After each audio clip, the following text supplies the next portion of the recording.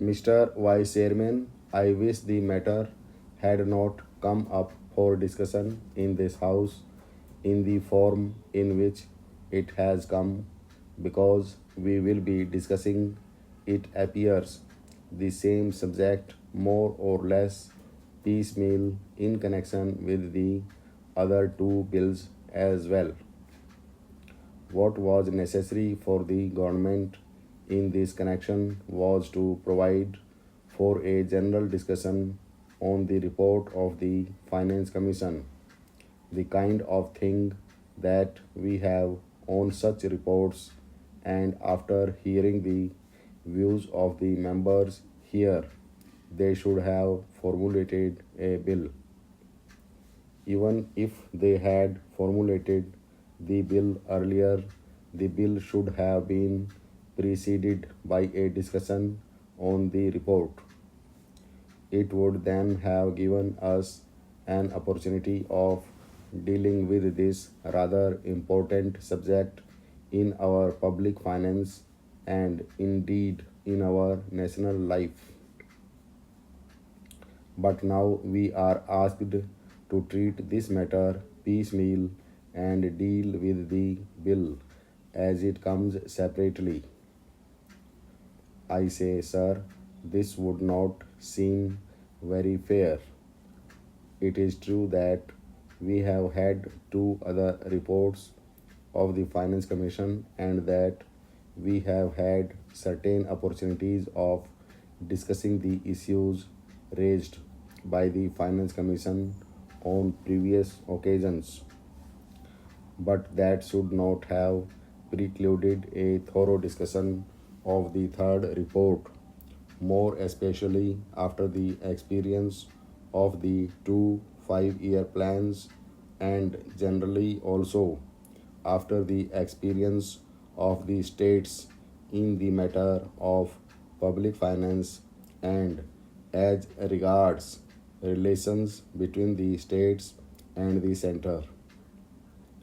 All I can say is that the government does not understand the magnitude of the problem or the urgency or the seriousness of the issues involved. It is possibly because they think that all the state governments are under their control and that the state governments would toe the line, whatever is laid down from here. Suppose, sir, today a number of states had been outside the control of the same party which controls the central government, problems would have become acute because conflicts between the state governments controlled by certain other parties and those controlled by the Congress party, which controls the central government, would have arisen sharply, calling for a thorough discussion and mutual consultation in a different way. Once they can get past whatever they like, and also once it is passed, the states will more or less accept without any protest the dispensation of the center. Stop. Now that the bill is before us, we have to speak on this subject rather on the general themes. Yet, I would like to make certain general observations in this connection because the basis of the bill is the report of the Third Finance Commission. This is a long standing issue facing the public finance of the country. Those who have studied economics will know well how this matter had come up even during the British time when we did not have either independence or any kind of autonomy in the states, even in that set up. Even at that time, the state governments functioning under the British felt that something should be done with regard to adjustment of finances, especially in regard to the relations between the center and the states. There had been a long standing controversy as to how the taxes, especially the income tax, should be divided between the center and the states.